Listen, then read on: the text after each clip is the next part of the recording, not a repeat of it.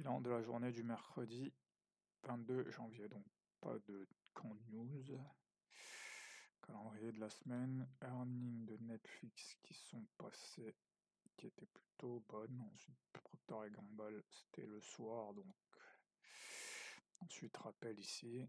Voilà, important. La clé ici, c'est la conviction. Donc, en fait, il faut choisir une direction et trader dans un seul sens. Donc à l'open, marché haussier, open hausse, puis bull flag. J'aurais dû être acheteur only de 15h30 à 19h30. Puis quand l'échec du breakout et du bull flag à partir de là, j'aurais pu mettre un ordre de vente sous le bull flag et passer vendeur only pour un retour sur AJP. Là, des ordres, j'en vois pas. Donc ici à l'ouverture, on est au-dessus d'AJP, donc je m'attends à deux choses, soit un retour sur AJP voire MIV-HB. Là en fait on est en déviation, donc je m'attends à un retour à la normale ou alors une continuation de la déviation. Là, pas de signal. Ici sur le dos, je pense que j'aurais été tenté de vendre en me disant que voilà, là, échec de la déviation, donc on va revenir. Sur le Nasdaq, j'aurais pu être tenté de l'acheter en me disant que là, ça continue. Bon, là, ça n'aurait pas été très sizé, donc voilà, pareil ici, j'aurais pu continuer à acheter. Là, continuer à acheter en me disant que voilà, la hausse va continuer. Pareil, là, mais tout ça, c'est des signaux de confirmation en fait. Là, je peux même descendre en M5, voilà, attendre un flag en M5. Donc là, je m'attends à quoi? À ce que s'il y a une baisse, elle soit reversée. Donc voilà, hop, la baisse est reversée. Donc là, très bon signal. Là, j'aurais pu y aller avec de la size et aussi pull flag en M5. Donc là, c'est vraiment un très bon signal pour que la hausse continue. Donc là, maintenant, je m'attends à voilà, des breakouts en M5, en M15. Donc là, petite pause, mais là, je suis pas inquiet. Pour moi, ce à quoi je m'attends, c'est qu'on revienne chercher cette zone, voilà, se faire value gap, cette zone-là, et puis qu'on reparte à la hausse. Voilà. Ici, éventuellement, je peux scalper. Je peux scalper ici en me disant, voilà, je peux vendre ici en me disant, je vais juste scalper le retour ici. C'est pas un truc que je maîtrise, mais que je commence à visualiser. Donc voilà, ici. Donc voilà, toute cette zone-là, je peux la scalper en me disant, il vaut moins y avoir un retour jusqu'ici. Donc là, par exemple, on est à 94 pour aller chercher 89. Donc 5 points avec un bon SL, ça se trade. Par exemple, ici, si je trade ça en M5, ça se prend. Voilà.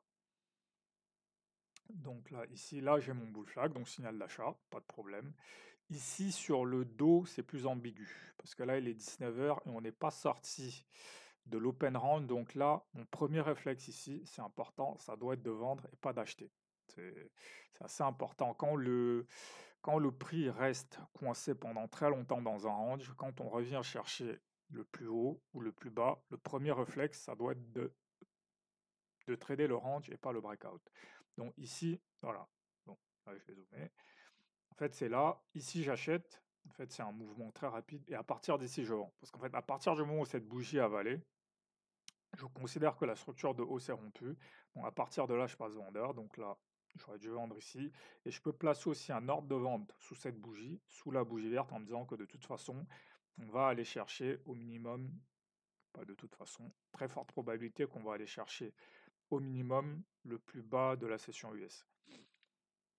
Donc voilà, ensuite ici, là, il y a une fois, voilà, c'est là où je parle de conviction en fait, parce qu'à ce moment-là, bon là après, de toute façon, je ne traite pas à cette heure, mais j'aurais été tenté de me dire que la hausse va peut-être reprendre, mais à cette heure-ci, vu ce qui s'est passé vers 19h45, le plus probable c'est que les vendeurs, du moins les acheteurs ici sont piégés, ils essayent de sortir en fait. Donc là, je peux placer un ordre ici et même pour la nuit, placer un ordre sous la bougie en me disant que voilà, si ça part à la baisse, je serai dedans. Voilà, et c'est ce qui se passe.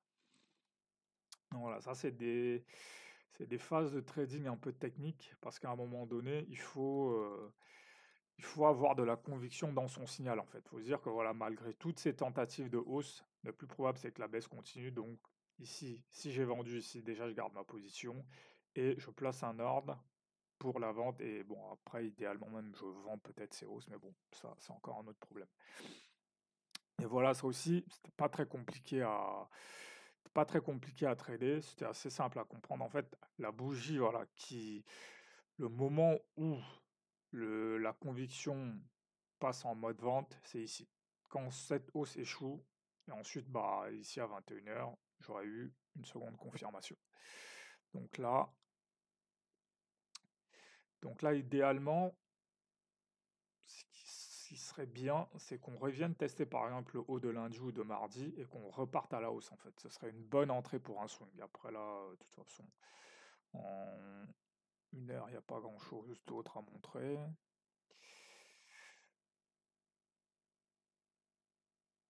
Sont là, les trois indices sont à peu près synchro.